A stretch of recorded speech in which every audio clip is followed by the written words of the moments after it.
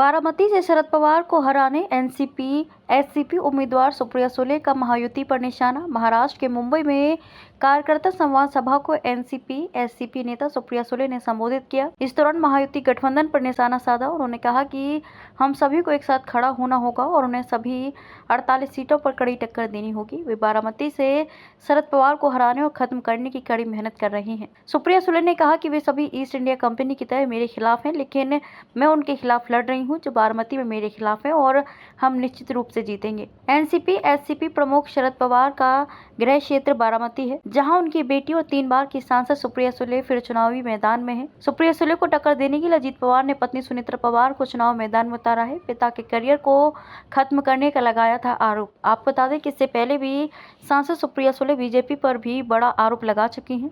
उन्होंने कहा था कि भगवा पार्टी उनके पिता के करियर को खत्म करना चाहती है।